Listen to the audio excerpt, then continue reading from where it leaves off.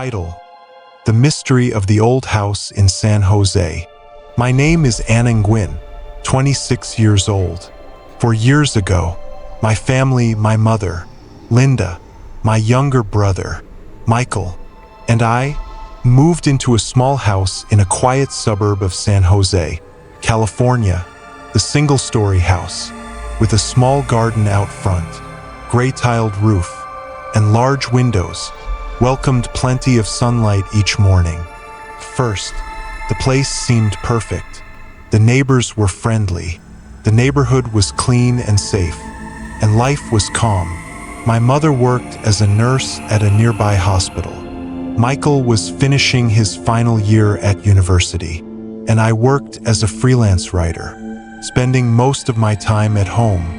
The house felt like a safe haven, a place where we could escape the stress of everyday life. But just a few months after we moved in, strange things started happening, and what once felt like a home turned into a haunting mystery. It was a sweltering summer afternoon in July. The sunlight poured through the oak tree in front of my bedroom window, casting long, golden shadows on the floor. I was exhausted after working all morning and decided to take a short nap. The small single bed in my room, covered with its pristine white sheets, always gave me comfort. But as soon as I lay down and began drifting to sleep, a strange sensation crept over me. From the far side of the bed, I distinctly felt something or someone sitting down. The mattress dipped slightly, as though someone had gently eased into the bed beside me. I opened my eyes wide. No one was there. The room was perfectly still, except for the faint hum of the air conditioner. Yet I could still feel it, the invisible weight pressing into the mattress. Panic surged through me.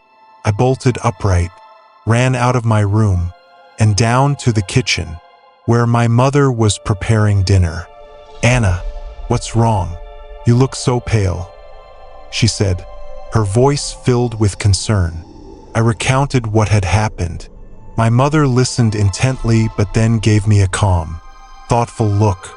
"Maybe you're overthinking things because you've been home alone too much, but you haven't been to church in a while. Sometimes, prayer can bring peace to our hearts." Her words lingered in my mind.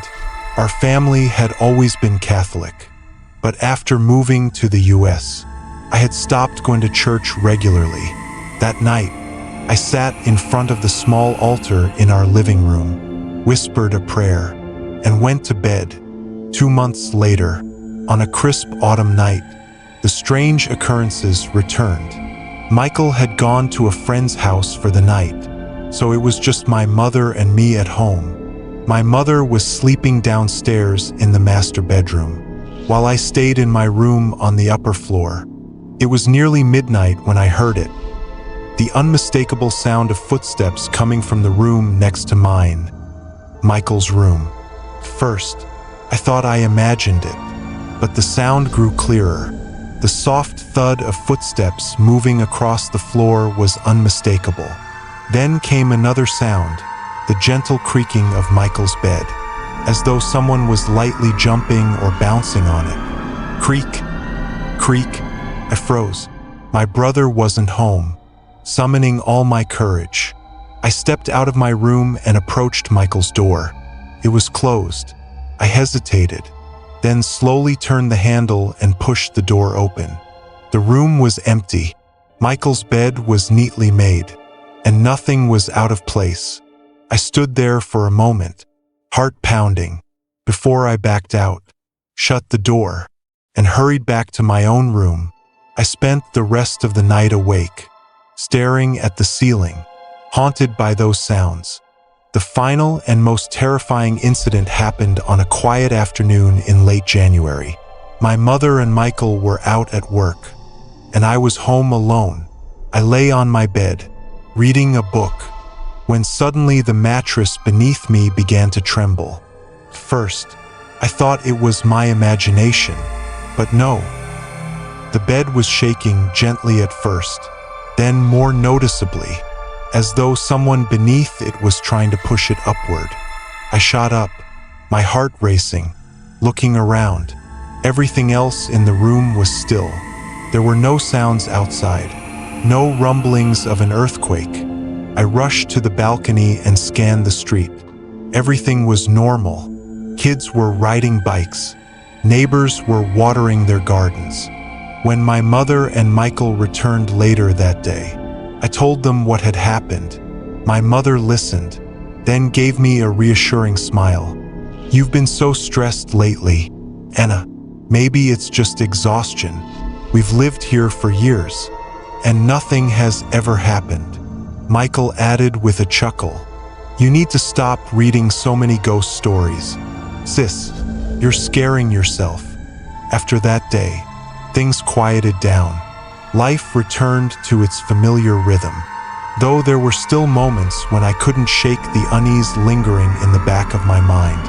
A gust of wind rattling the window or the soft creak of the floorboards would send chills down my spine. But I always reminded myself, if it hasn't harmed me, there's no reason to be afraid. I started going to church more regularly and praying every night before I went to sleep. I've come to believe that there are things in this world that we can't explain, things that exist just beyond our understanding. But as long as we live with kindness and faith, nothing can truly harm us. To this day, I still live in that little house in San Jose, carrying with me the mysteries that may never be answered. The night shift at Kingston Hospital.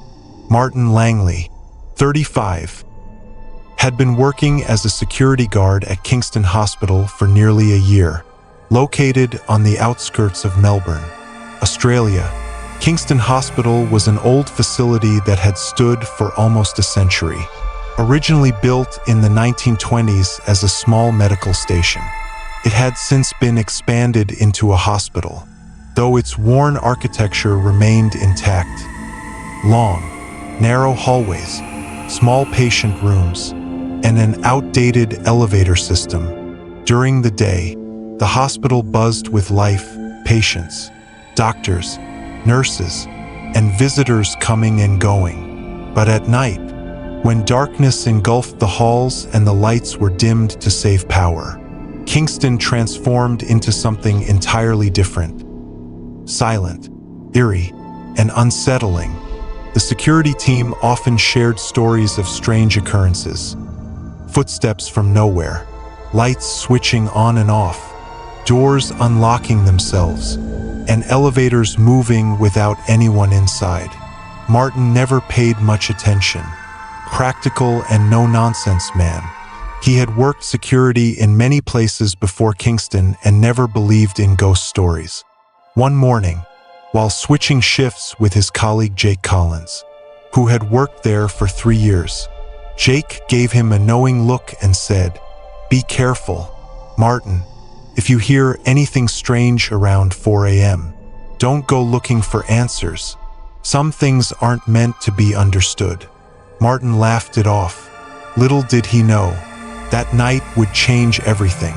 That night, Martin's shift began as usual at 10 p.m. He made his rounds, checking doors, windows, and hallways, jotting notes into his logbook. Everything was quiet. At exactly 4 a.m., while sitting in the monitoring room watching the security cameras, Martin suddenly heard shouting echoing from somewhere in the building. It wasn't just normal chatter. It sounded like men yelling instructions to one another. "Lift it up. Hurry up. Watch the left side. Push it forward." Martin frowned, grabbed his flashlight, and walked briskly toward the sound, which seemed to come from the construction zone on the ground floor. As he got closer, the voices grew softer, and by the time he entered the area, they had vanished completely. The construction site was dark and still, with scaffolding standing like silent sentinels and shadows stretching across the dusty floor. Martin swept his flashlight across the room. No one was there. He checked the nearby mechanical room to make sure. The door was locked, and everything appeared untouched. His footsteps echoed eerily as he moved through the empty space. Probably the ventilation system making the sounds bounce around. Martin muttered to himself, shaking off the unease. He returned to the monitoring room, but the unsettling feeling lingered. At 4:30 a.m., another noise shattered the silence. This time, it was the unmistakable sound of clanging metal, a loud, screeching noise, like someone dragging a heavy metal object across the floor. Martin grabbed his flashlight again and stormed down to the ground floor, frustration rising alongside his nerves. The sound grew louder as he approached the southern hallway, where the flickering lights only added to the tension. At the end of the hallway, Martin froze. The storage room door, which was always kept locked, was slightly ajar, and a faint light spilled out from within. "Who's there?" Martin called out. "I'm security. Come out now." There was no response. Slowly, he pushed the door open. The storage room was dark and dusty, filled with rusted metal boxes and old tools. But what sent chills down his spine were the footprints in the dust leading from the door to the far corner of the room. Martin's flashlight followed the tracks, which ended in the darkest corner of the storage room. He stepped closer, heart pounding in his chest. Suddenly, a loud thud echoed behind him, as if something had fallen to the ground. He spun around, flashlight trembling slightly in his hand. The room was empty. Nothing had moved. After a long, tense pause, Martin quickly stepped out of the room, pulled the door shut, and locked it tightly. Back in the monitoring room, Martin couldn't shake the feeling of being watched. He decided to check the security footage. He rewound the cameras covering the storage room area but saw nothing unusual. Just as he switched to another camera, something caught his eye. The elevator doors on the ground floor had started opening and closing on their own. Martin leaned closer to the screen. The elevator was empty, yet the doors repeatedly opened, lingered for a moment, and closed again. But on the next cycle, when the doors opened, he saw it. A faint shadowy figure standing in the corner of the elevator. The figure was blurry, its face obscured, but it stood still, as though staring directly at the camera. Martin's breath caught. He blinked, rewound the footage, and watched again, but this time, the elevator was completely empty. "What the hell is going on here?" he whispered to himself, his hands clammy. Martin's shift finally ended at 6 a.m. As sunlight crept through the windows, the hospital seemed to return to its ordinary self, busy, bright, and alive. In the parking lot, he met Jake again, who was just starting his shift. Martin recounted everything: the shouting voices, the metal clanging, the footprints, and the shadow in the elevator. Jake listened carefully, his face grave. "You ever hear about the accident back in 1978? Jake asked quietly. "3 workers were fixing the scaffolding in the basement when it collapsed on them. Some say they still linger here, doing the job they never got to finish. The shouting, the clanging, that's probably them." Martin didn't respond. He simply nodded and climbed into his car. Driving home, he kept replaying the events in his mind.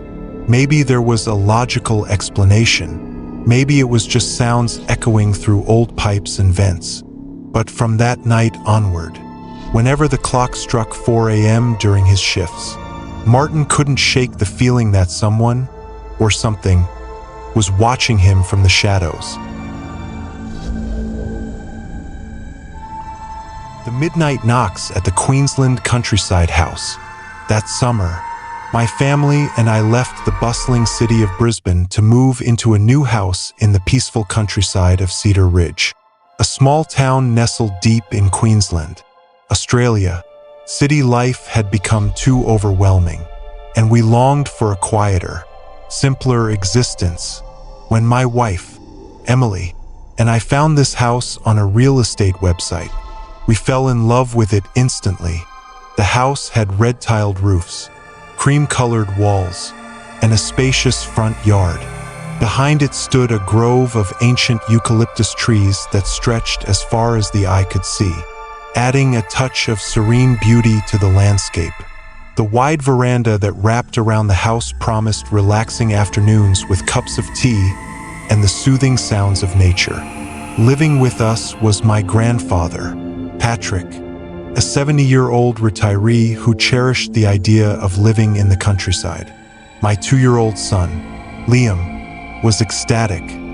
He ran around the house with uncontained excitement, exploring every corner like it was his personal playground. On our first day, while Emily busied herself arranging the kitchen and Liam laughed as he played on the porch, Grandpa Patrick sat quietly on an old wooden chair, staring at the eucalyptus grove with a contemplative look. I walked over and grinned. "Grandpa, what do you think? Isn't this place perfect?" Patrick glanced at me, his face thoughtful. "Yes, it's beautiful.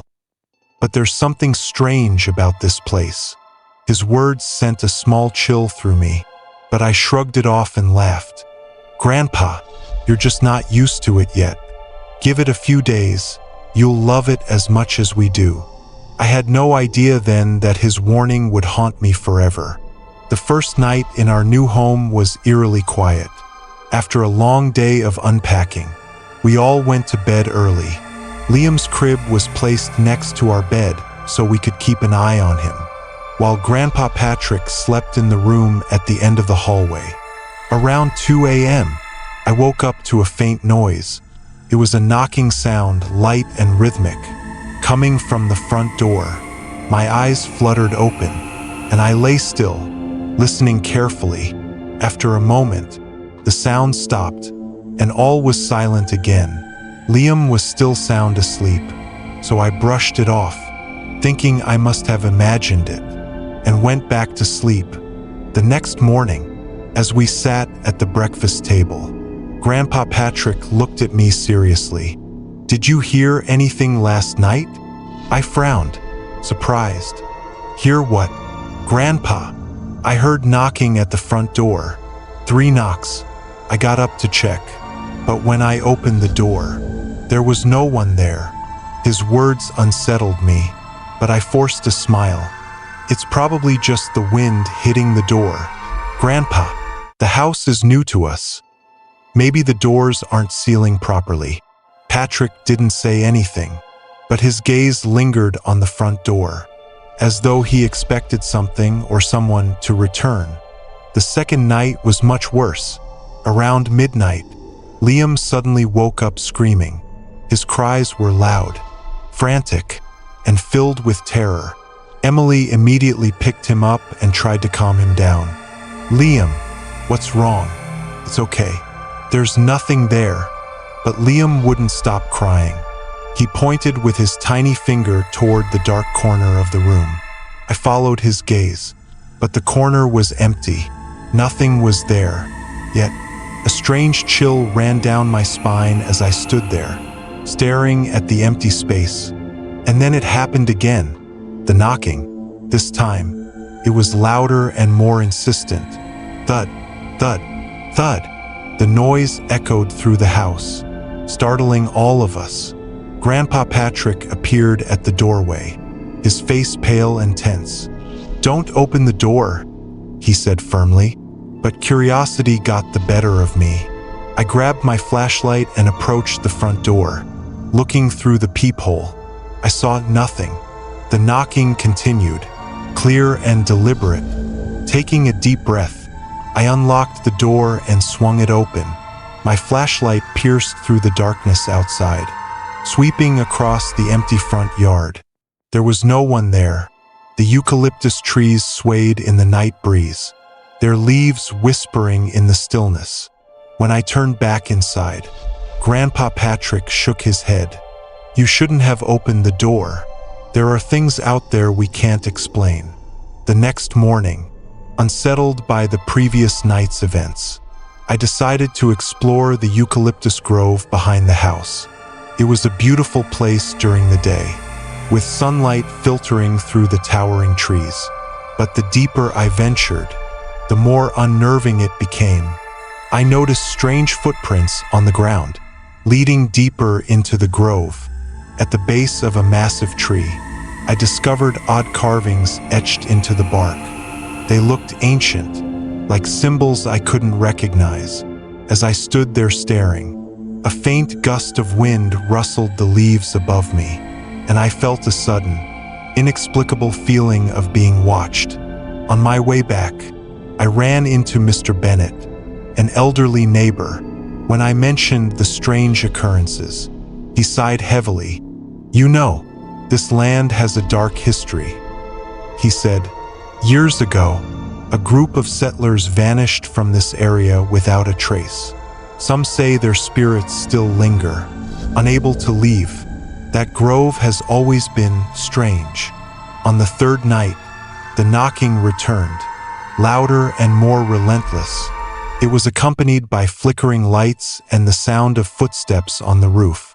Liam cried uncontrollably, and Emily held him tightly as we huddled in the living room. Grandpa Patrick sat cross-legged on the floor, murmuring prayers under his breath. "Whatever this is, it doesn't want us here," he whispered.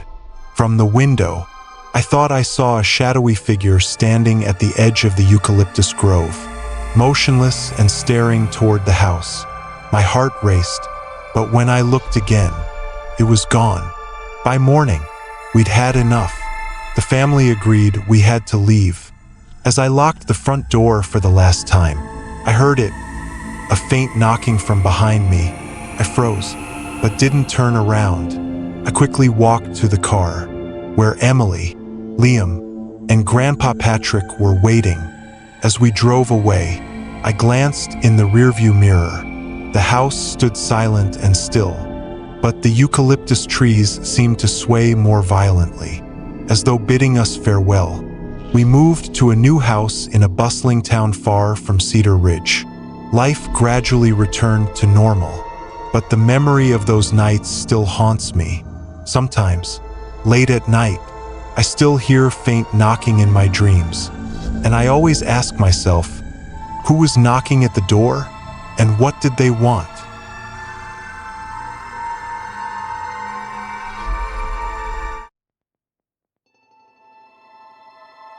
The Midnight Knocks, the haunted toy dog in Montmorency.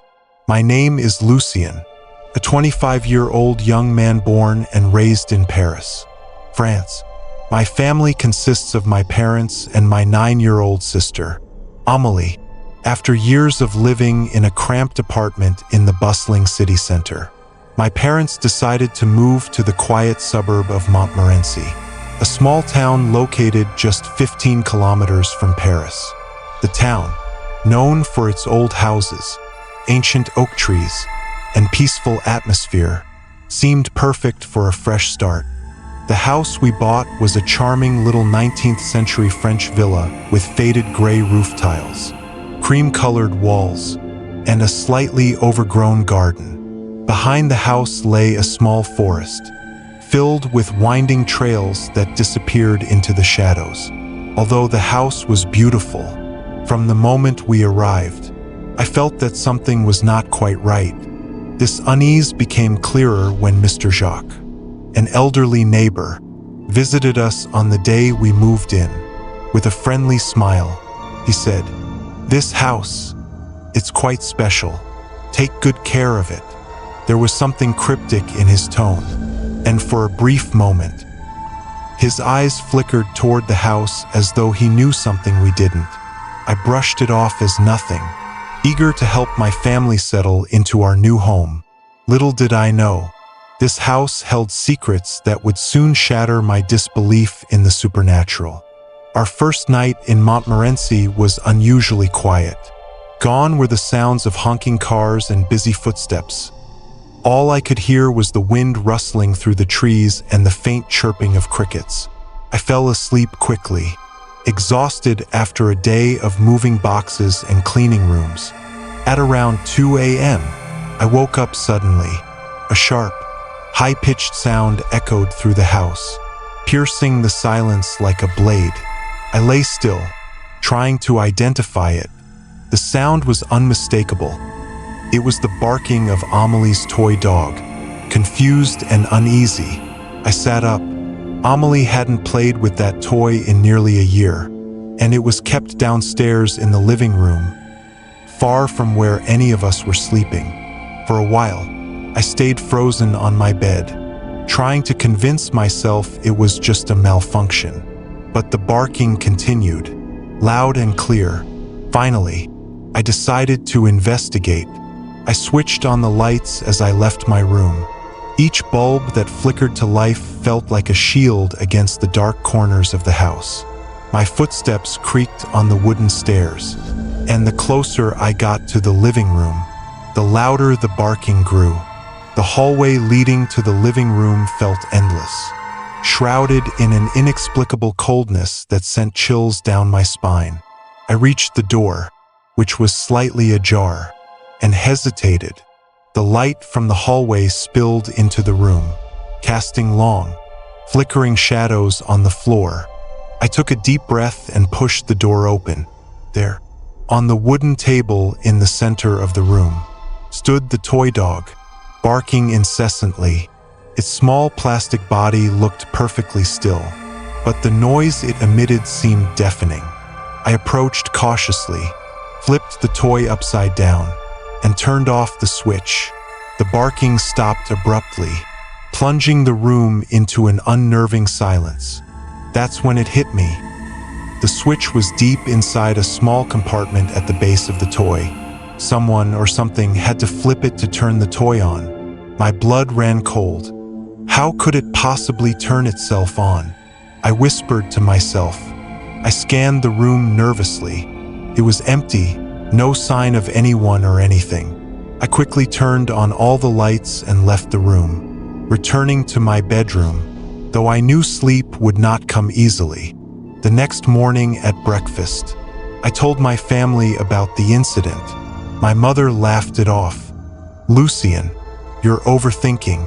It's just an old toy. Probably a glitch or the battery acting up." Amelie, however, looked up at me with wide eyes.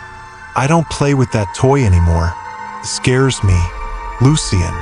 Over the next few days, the house began to show its true nature. Strange things started happening. At night, I could hear faint footsteps creaking along the hallway above. Though we all slept downstairs, the living room door would occasionally close by itself. Even when no wind blew, Amelie came running to me one afternoon, tears streaming down her face. She claimed to have seen a shadowy figure standing outside the living room window, watching her. My unease grew with each passing day. Felt as though the house was alive, watching, waiting, and subtly reminding us of its presence. One stormy night, the barking returned. This time, it was louder, more aggressive, and seemed to echo throughout the house. Rain lashed against the windows, and thunder rumbled ominously in the distance. Gripping a flashlight, I made my way down the hallway, the wooden floors creaking with every step. My heart pounded in my chest as I approached the living room. When I opened the door, what I saw made my blood freeze. The toy dog stood in the center of the room, his head tilted slightly upward, barking endlessly. But the chilling part was the movement. It was swaying gently from side to side, as though someone invisible was pushing it. I stood rooted to the spot, too terrified to move. Out of the corner of my eye, I saw a shadow in the far corner of the room, a faint outline of a small figure, standing still. "Who's there?" I shouted, my voice trembling. The lights flickered violently, and suddenly, the barking stopped.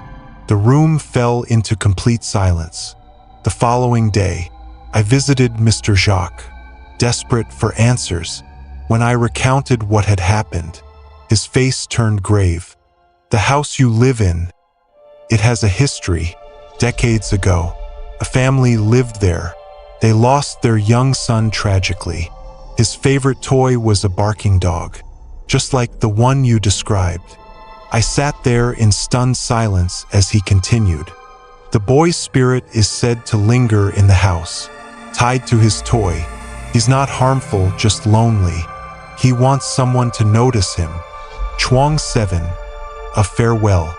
That night, my family gathered in the living room. We placed the toy dog on the table and lit candles around it. Following Mr. Jacques' advice, we offered a prayer for the young boy's spirit, asking him to rest in peace. The room felt warmer, lighter somehow, as though a heavy burden had been lifted. From that night on, the barking never returned, and the house grew quiet once more.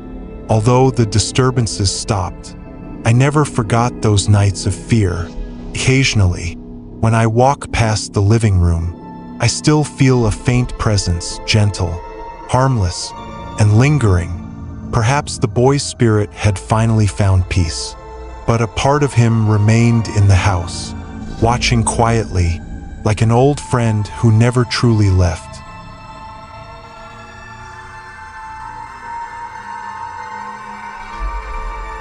Thank you for spending your time with us tonight, exploring these mysterious and spine-chilling stories. If these tales have sparked your curiosity or left you with unforgettable feelings, don't hesitate to share your thoughts in the comments below. And if you've had similar paranormal experiences that you'd like to share, feel free to send your story to the email address provided in the description. Who knows? Your story might become part of our journey into the spiritual world in a future episode. Don't forget to hit like, subscribe, and turn on the notification bell so you won't miss any of our haunting tales. See you in the next episode, and remember, always keep a light by your side.